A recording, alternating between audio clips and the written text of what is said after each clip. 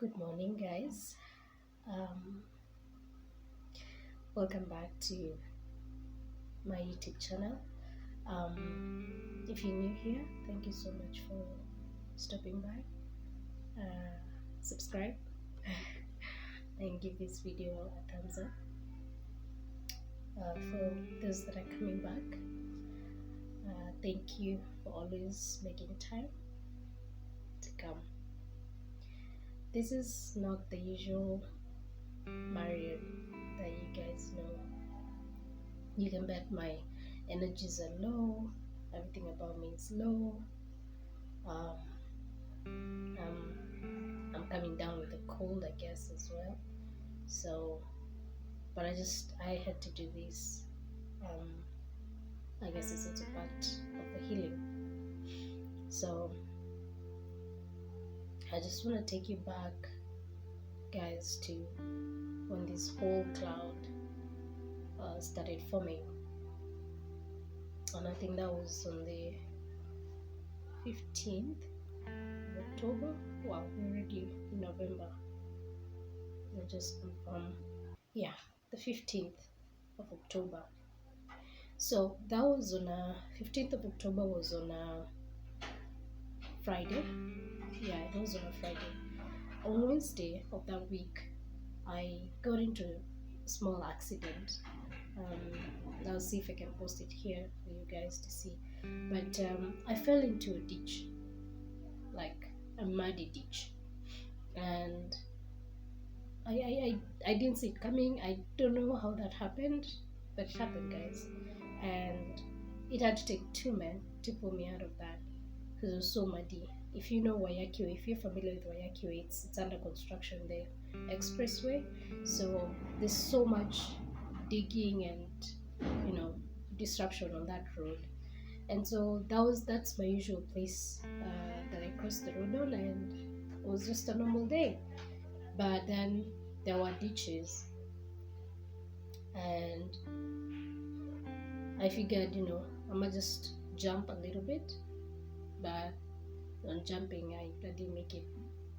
It was just, the ground looked kind of dry, a little bit muddy, but inside was water. So on jumping, I just went right deep in, and it was terrible. I didn't get hurt per se, but just some small bruises, and I'm fine now. So that was Wednesday. That's a story for another day. I managed to freshen up and went to the office. So when I was settled, I said, okay, let me call the person that I usually call when I have anything happening, and that's my mom. So I called my mom, and I'm like, when she picked up the phone, it was like, hello. And I was like, what's going on with you? And she said, I have a cold.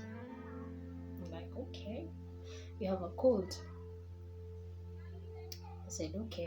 So I went ahead to just tell her, okay, listen, I'm going to tell you what happened today. Just listen, you don't have to say anything. So I explained to her what happened and everything.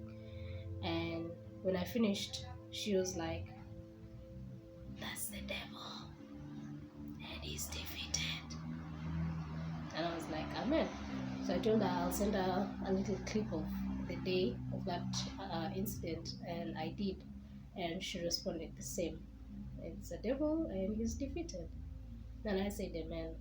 That was Wednesday. And so I told her to just keep taking liquids, hot liquids, and just take meds. If it gets worse, she can go to the hospital. And it was just a cold. Thursday, I called to follow up on her. And since I knew she couldn't speak, I called my sister. And my sister is the one who picked up the phone. And she told me, Mom is not doing so well. She's too sick right now, to the point that she cannot, go up the stairs to her bedroom to sleep. So I've had to bring the mattress down for her to sleep in a living room. And I was like, okay. So my sister had called some of her friends to spend the night, just in case something happens overnight. They'll be able to rush her to the hospital. My mom is very stubborn. She's very, very stubborn. Hospital is just the last place she wants to be in. it's always a struggle to get her to get to the hospital. And so they were actually fighting with my sister, because my sister is telling her to go to the hospital. She doesn't want to. Anyway, so Thursday, my sister spends the night with some of her friends in the house while they watch my mom. And every time she woke up, she'll find my mom awake, not asleep. And she'll go back to sleep, wake up again, find her seated, just there, not sleeping, not doing anything. So when she asks her what's going on, my mom says she feels like her heart is her chest is congested, like she can't breathe, and when she lies down, that's when it's worse. Same thing, my sister's like, see, we go to the hospital then. Mom is like, no, not yet. That was Thursday.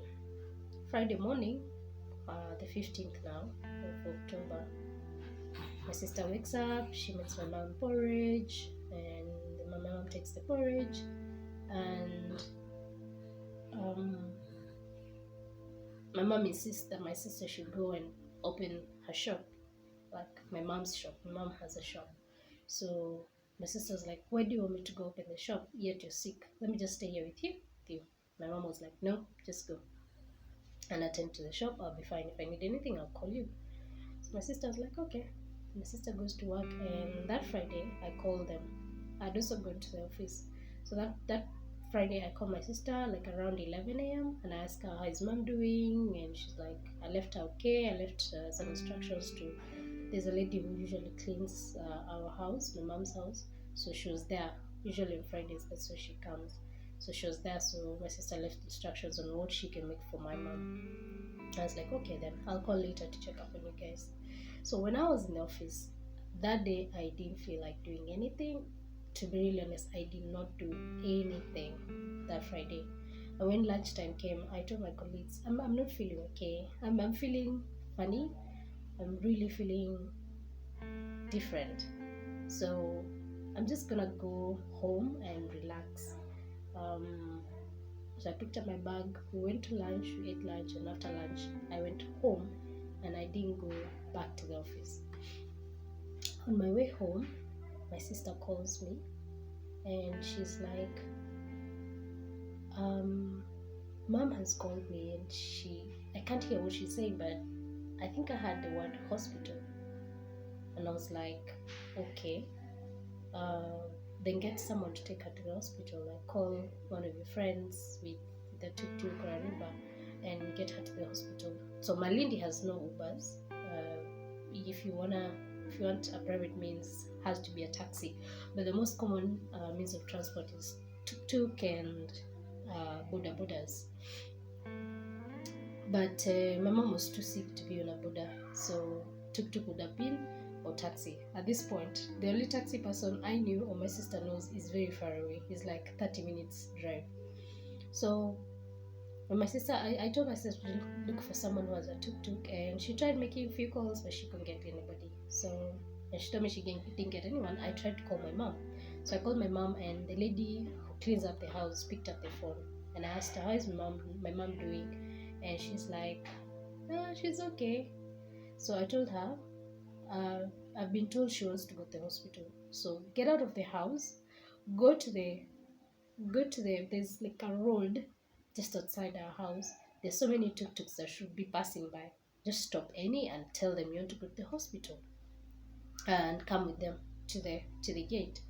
And so that's what she did. She went out, picked a tuk-tuk, and the tuk-tuk came. Luckily, by the time the tuk-tuk was getting to the door, another neighbor of ours was there. So she helped pick mom together with the lady who cleans, and they took mom into the tuk-tuk and they went to the hospital. So I called them to follow up, and yeah, they got to the hospital, and immediately they got to the hospital, my mom was put on oxygen. She was very, very low on oxygen, like 9%. Ideally, you should have 100% oxygen in your blood. She was at 9%. It was that bad. So when I called and this lady who's giving me the update now, our neighbor, and she told me mom is not doing well and she's been put under oxygen. I panicked.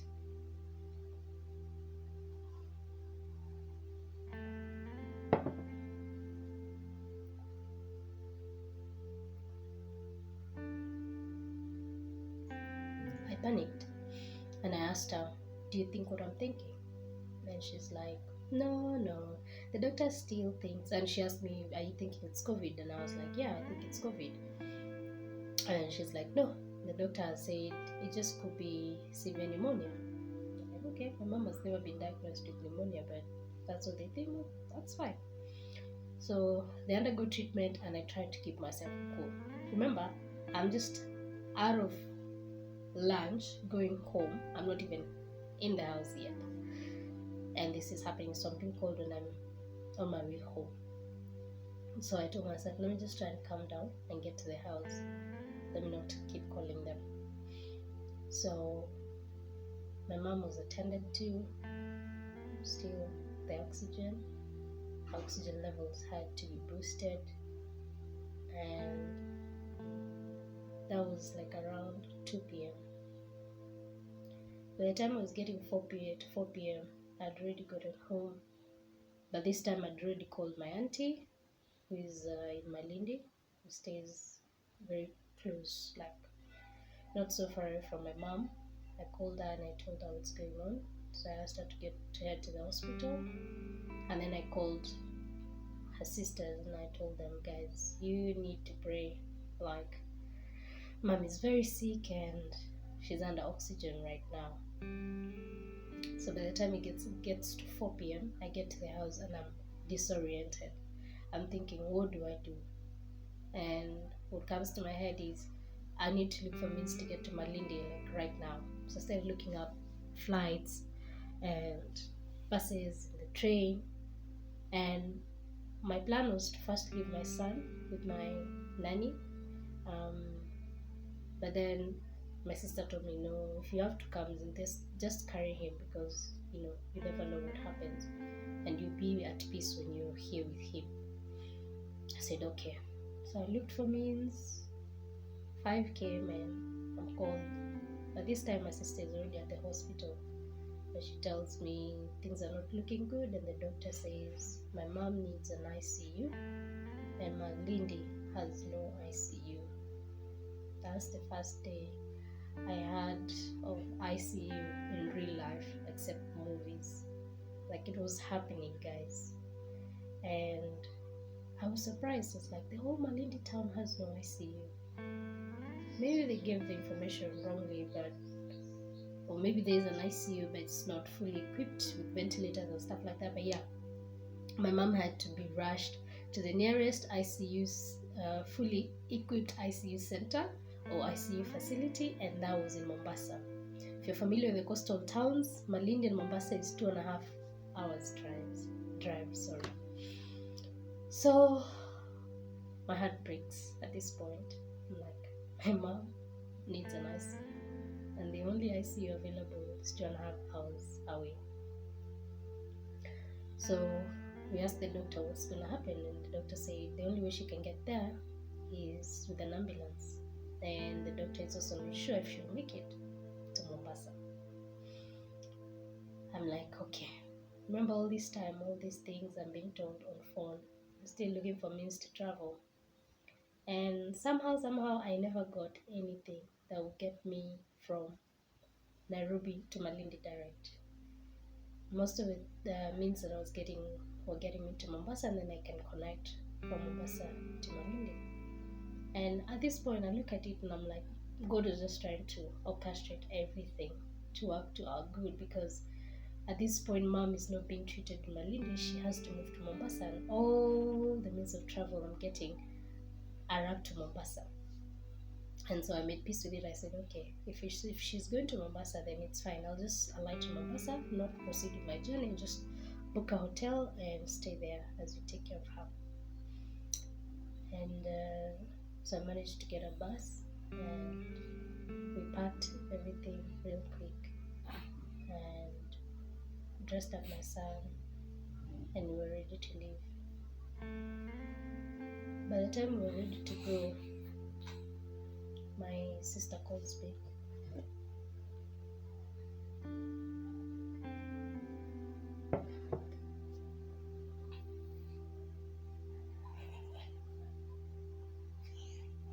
By the time we're ready to go, my sister calls me and she says,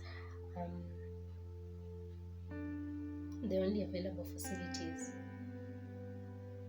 are private facilities and they want minimum deposits before they can admit the patient.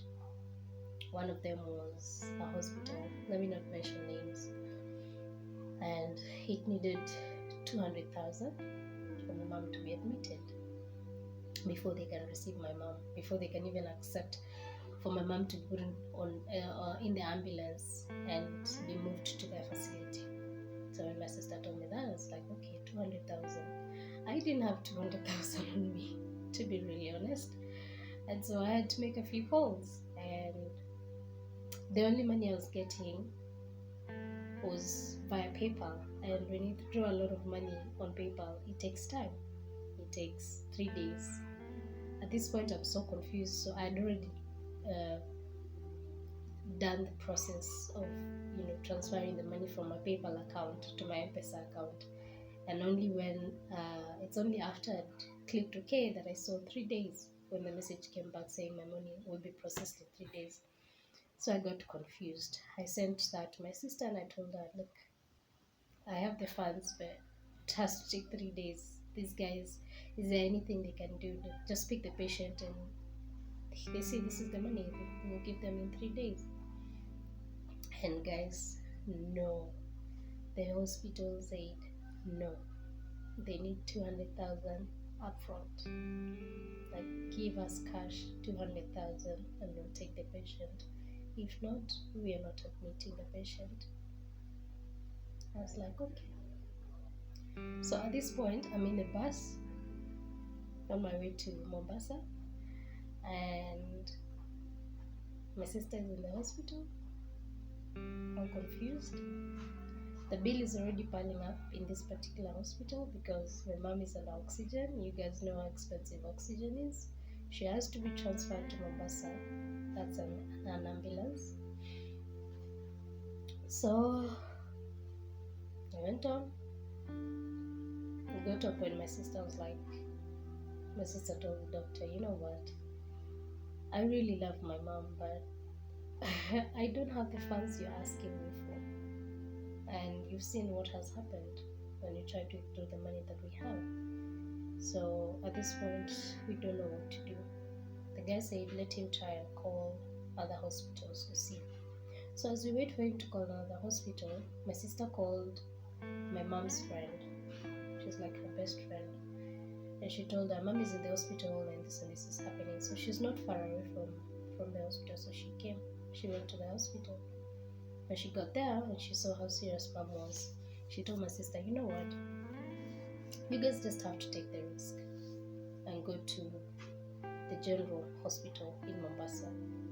When you get there, they're not going to deny you or they're not going to refuse to see the patient. You already be there. So just take the risk and go. So my sister told the doctor, you know what? If you're saying the general hospital has no beds, it's fully occupied, the ICU is fully occupied, then we're still going to take the risk. We're still going to go. You just write us a transfer letter, and when we get there, we'll see what happens. So they're like, okay, they arrange everything, the ambulance and all that, and we have to settle the bill there. By the time we're leaving that hospital, the bill was at 50,000. So I settled the 50,000, and they released my mom into an ambulance with 2 nurses, my sister and my auntie. My mom was moved to Mombasa Coast General Hospital. I'm gonna mention that because those guys, I feel like they did an amazing job and they changed my perspective about public hospitals. So 2.5 hours ride, I was still in the bus moving, and all this time I'm just looking at my phone. Every time I see call from my sister and my auntie, my heart just breaks and I pick up, and Yeah, you can imagine what a long night I had. So 2.5 hours, they make it to Mombasa. Mom is still under oxygen, and at this point, they had to put an incubator because she was not doing so well. But things happened, and they got to Mombasa like 3 a.m. in the morning, and they were received so well.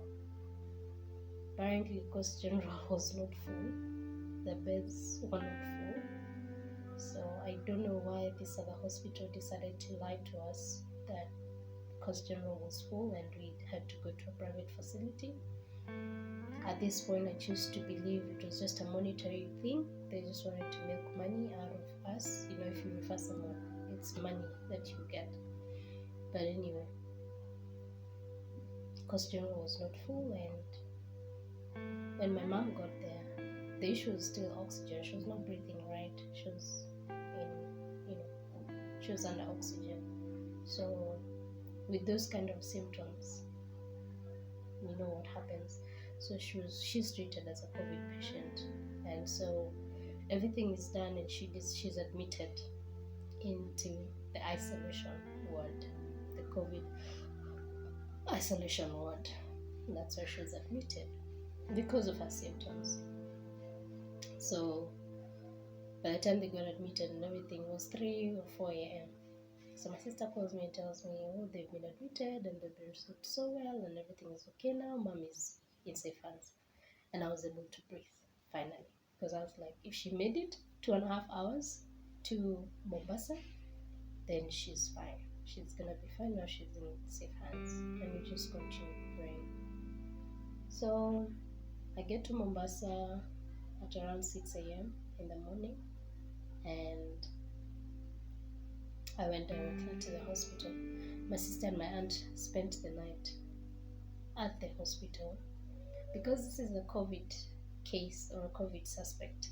So you're not allowed to see the patient, and then in the isolation ward, ICU in this case. So there's no way we could see my mom. There's no way I could see my mom, and we just have to believe what the doctors told us. We just have to hang in there and have faith. So my sister spent the night outside in the cold. It was raining, and she sat on a slab and slept there that night. So when I got to Mombasa, I went and booked a hotel close by the hospital, and I went and picked my sister and my auntie and brought them to the hotel room for them to freshen up and just try and lay down. After that, we had to go back to the hospital just to get updates on what's going on and everything. So we went to the hospital at around, I think, 11 a.m. And this is now what, 16th? What's on a Saturday? 16th of October. So we got there, and like I said, it's a COVID isolation center, so you're not able to see the patient. You have no contact with your patient, none, except the doctors. So the doctor came and talked to us and just told us how mom is doing. So mom is not doing so well. Her oxygen levels are still low. She's on a ventilator. She's in ICU. She's semi-conscious. All those things are happening.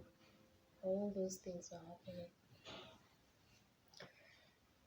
And so we were all curious. So we asked the doctor. She's in a COVID isolation. Her oxygens are low. Everything you guys are telling us points to COVID.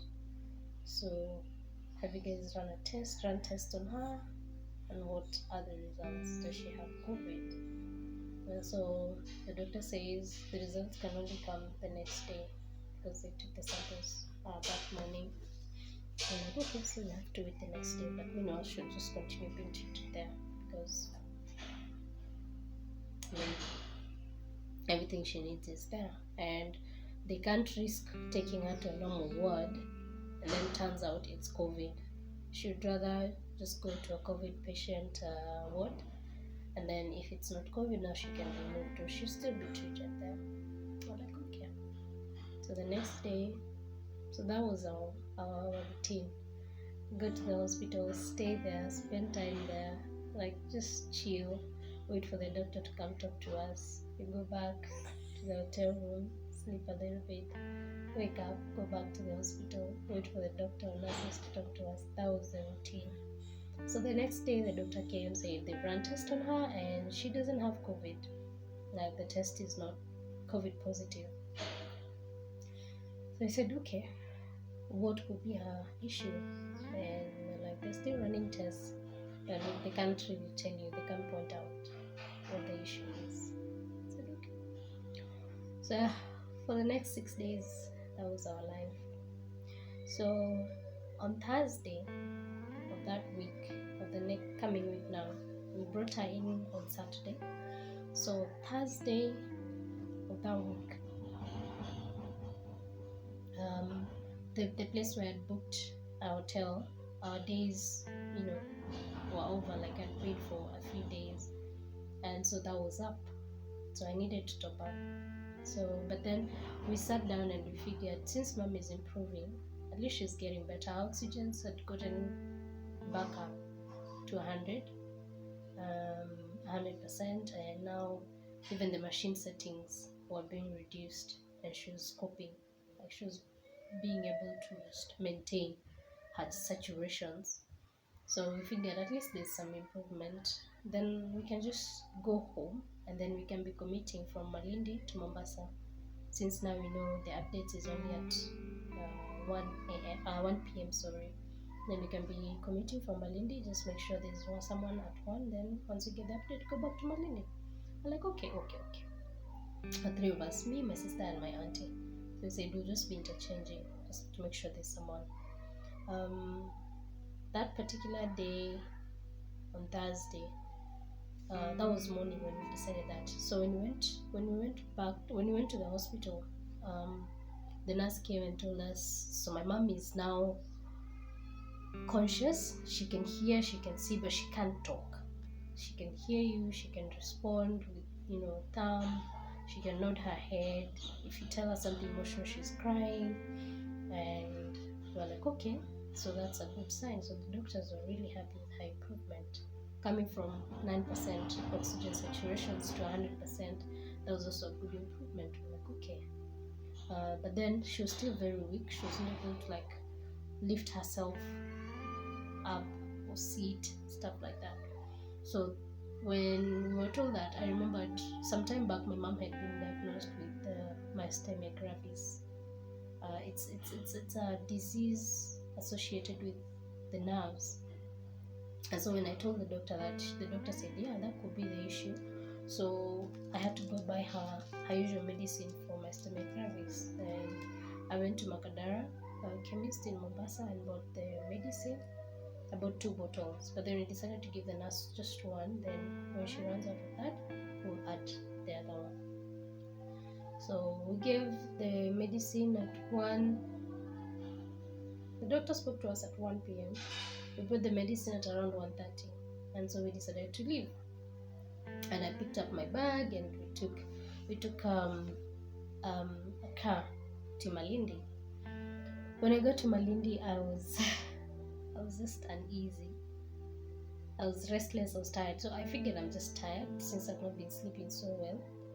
And I contributed my feeling to that, to being tired. Thursday evening, we didn't even cook. I told my nanny, I don't feel like eating, and I don't feel like you should cook. Let's just eat. There's some leftover pilau from lunch, so we ate that and tea, and we slept. I remember that Thursday before we slept, as my sister was feeding her baby. She has a 2-year-old who was very close to my mom. She was her first grandchild, and they were very close. They were staying together. So when my sister was feeding her, she sat down and she said, "Nimekufa mimi." That's a Swahili saying, "I've died." And so my sister and I look at each other and we ask my niece again, "What have you said, Maida?" Her name is Maida. She said, "Nimekufa mimi." Said, "I've died." And we ask her, "Nani amekufundisha kusema hivyo? Who has taught you how to say that?" And she said, "Myself." Sema mimi hapa. And so we all in denial. We were like, she's a baby. She doesn't know what dying is. Where has she had this? Anyway, we ignored it.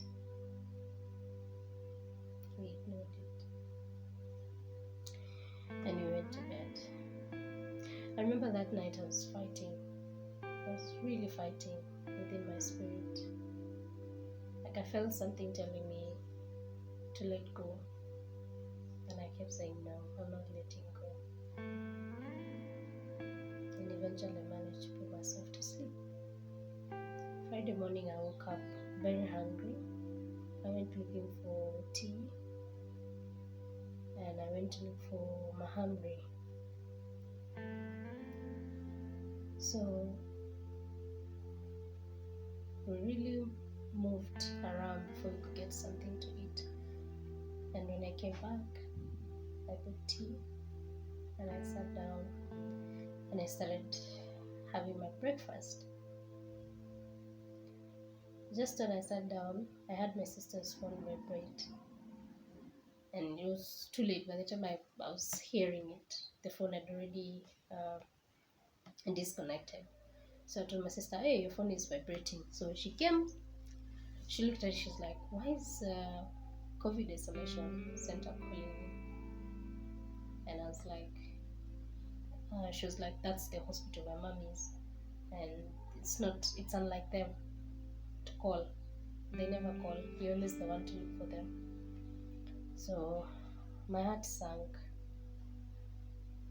But then I tried to encourage myself. I was like, based off yesterday's report from the doctor that mom is doing better and her situations are 100% now, maybe they've decided to move her to the normal ward. So I tell my sister, just call them back. Let me call them back from my phone because I had saved the number. Just as I'm going to call the hospital, they call my mom's phone. We were with it. Because when you're admitting, it's her number, and next of kin, which my sister is the one who had written her mobile number.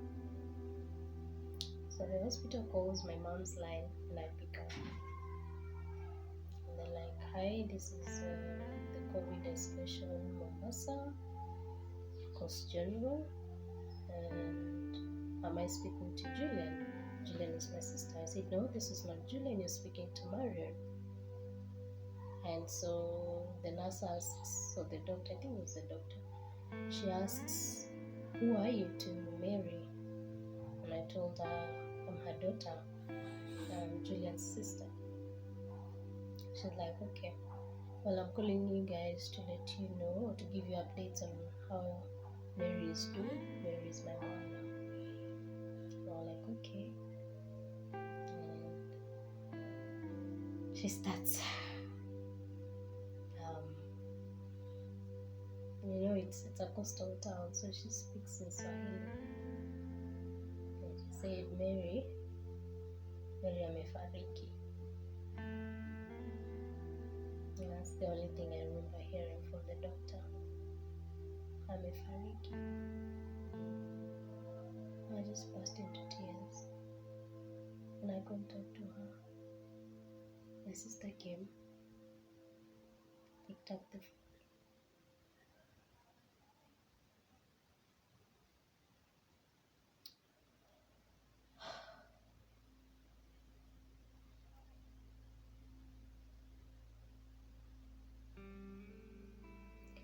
My sister came, picked up the phone, and continued talking to the nurse.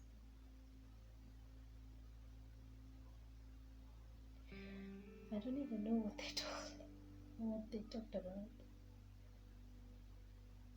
I cried, I think for almost 10 minutes, and I just couldn't believe it.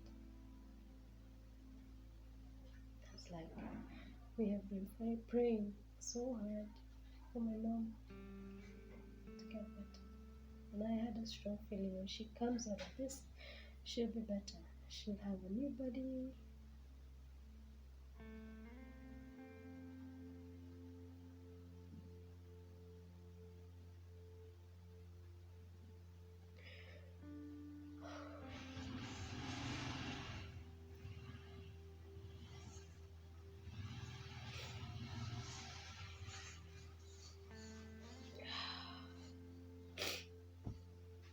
So, my sister hung up, and the doctor said they can tell us about on phone. We have to go to Mombasa. So, we called my brother-in-law, and his son drove us to Mombasa. And those 2.5 hours were so long. They were so long. Oh, I kept thinking so much. Why this had to happen? Why now? My mom has been sick before, like terribly sick before. She always came out of it. But this time around, she could make it. She didn't make it. So we get to the hospital and I console myself. I had so many questions. And we asked the doctors what really happened. My mom was doing so well. She had improved. And even the doctors told us they cannot explain what happened. Mary had improved. Even to them, they had just clapped for her that previous morning that she'd improved. Even the nurse who was taking care of her, like feeding her, bathing her, she was so surprised. She was so shocked that mom had to die. Or mom died. I wanted to ask so many questions, but then I figured even if I ask the questions, my mom is already dead. Those questions won't bring her back. And I'm a Christian, and I know that God is the one who gives lives, who gives life, and God is the one who takes life. In my head, I kept telling myself, if my mom was to die, she'd have died that first day when we were taking her from Malindi to Mombasa. Those 2.5 hours that the doctor said she could make. So when she got to Mombasa, I knew that she was out of danger. I was wrong. I was so wrong. So, my mom died on a Friday, the 22nd of October, 2021. Exactly 7 days after we took her to the hospital. I look back and I give thanks. I give thanks because I feel God gave her those 7 days so that she could just make peace with everything. And we really prayed. We really prayed for her. And I feel like she had those 7 days. Remember, we could not see her because she's in a COVID center. And so she was not interacting with anybody. Nobody. The last words of my mom, when I called her to tell her my accident on Wednesday, and she said, "There's the devil, and he's defeated." Those were her last words. Yeah, so the doctors just tried to explain to us that Friday. Even then, they were surprised that mom was okay, and just 1 a.m. she started struggling. She could breathe, and she just died.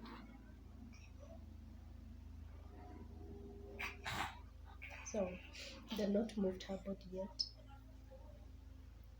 And so I told them I wanna see her. She was like, yeah, you have to see her. You have to confirm that she's the one. Remember, she was in a COVID isolation center. That's where she has died. So she cannot be moved to the normal morgue.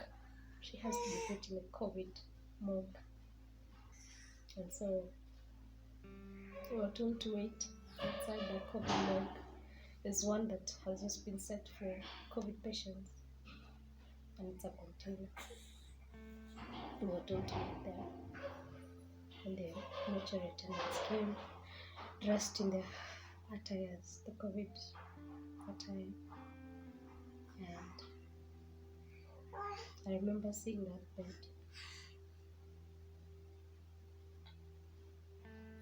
being pushed towards the morgue, and my heart just broke into pieces. I couldn't believe that was my mom being drugged.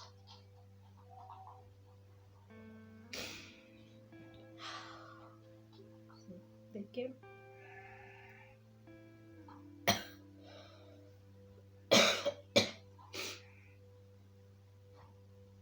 I stopped right where I was. They opened the body bag. She was in a body bag. They untied, I think it was a sheet, and they tied her in. She was there.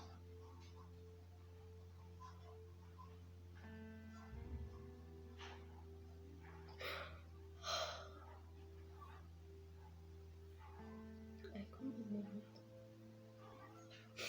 I thought maybe they'd made a mistake and she was pregnant.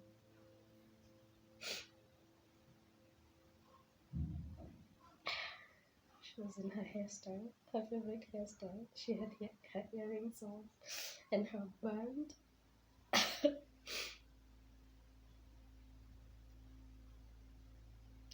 for like one minute, we were left to see her.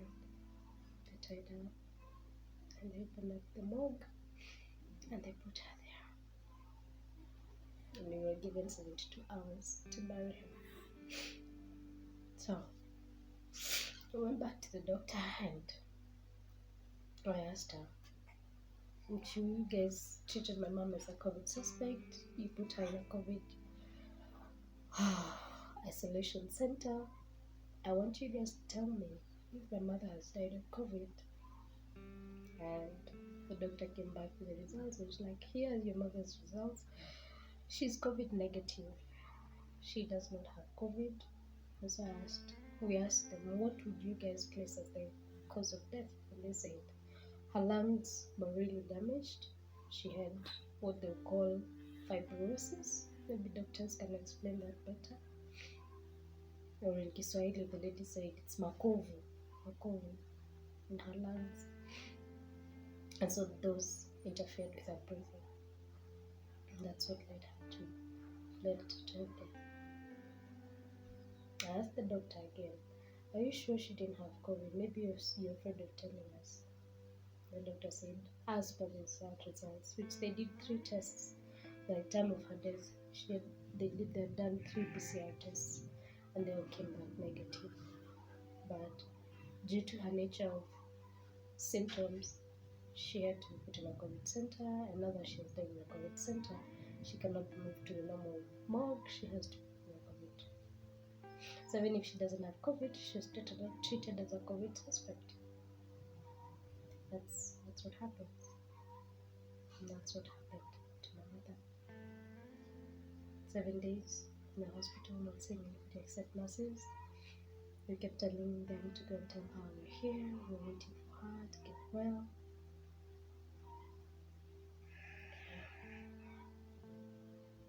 So we couldn't bury her in 3 days for sure because we had to raise money to settle the bill. She had left a bill in the hospital and also to take care of her funeral expenses. So we bargained for some few more days, and we buried her on Thursday. think Thursday was, she died on 22nd of October. We buried her on the 28th. Buried her on the 28th of October, for like roughly a week. So I buried her. There was no privilege of seeing the body like normal, just doing all the normal things you would do. She was still being treated as a COVID suspect, and so we didn't have view of the body for other people, just family members, and no dressing of the body, like in a fancy attire, wash her.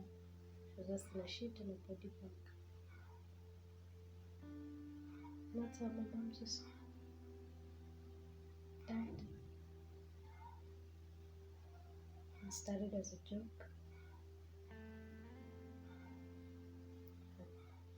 She's gone. She's gone. It's now, what, I think 1 week since we buried her. And I don't know how I'm feeling. Every day it's a different day.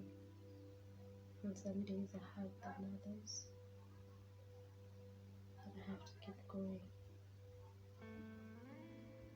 I never knew the meaning of death till it came. Now I do. I'm reading so much on death right now. Like I just want to understand who created death. Why does death have to happen? Where do you go when you die? All these things now I'm very curious to know because I'm experiencing it firsthand. We had so many dreams with my mom. So many dreams. And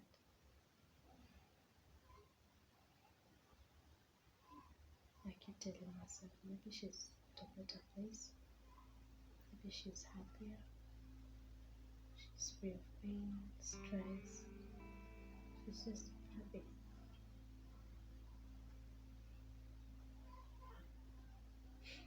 I look back at the occurrence of events before her dying, and I feel like God was preparing her, or rather she knew she was dying. We were very close.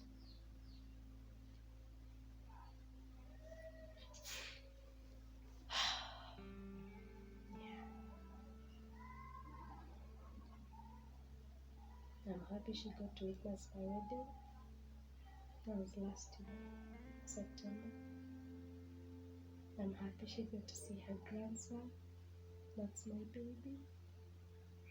I'm happy she got to take care of us. She came and nursed us when we got out of the hospital. She stayed with us 1 week here in Nairobi, and after her 1 week was over, I decided to go back with her. And we traveled back with her, and she took care of us until I think 30th of August this month. So I left home like 30th of August 2021, came back to Nairobi, to my place, and she died October. So I feel like even that was God's way of ensuring that she spends as much time as possible with her grandchild, her newest grandson. It's never easy losing a mother, even if your mother leaves you when you're old. It's never easy. I still feel empty. I still feel very sad. Yeah, but somehow life has to move on. Somehow life has to happen. Death is not a respect of persons. Death is not a respect of anything. And it's just a mystery to humanity. Let me end this video here. I just wanted to shed light on what happened, and tell you guys what really happened. Yeah. Keep me in your prayers, keep my family in your prayers. Send us encouraging words, leave comments down below. Just tell me how you were able to deal with grief. If you've lost a loved one, how it was for you, things that you did to heal, if you've ever healed. I really need them right now. My son helps. When he smiles, at least I feel good. My husband is also very helpful. But yeah, some of these things you just have to deal with them alone.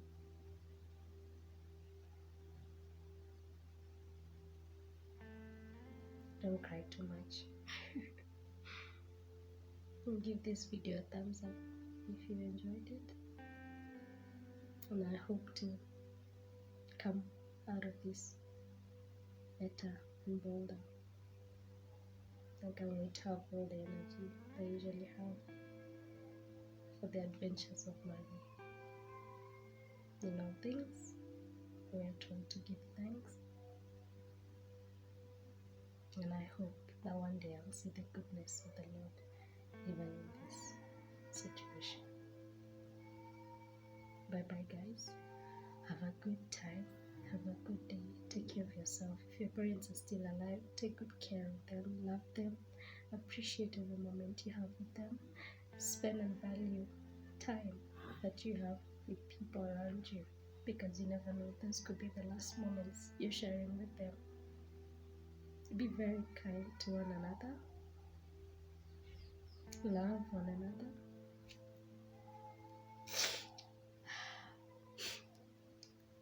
Support, encourage one another.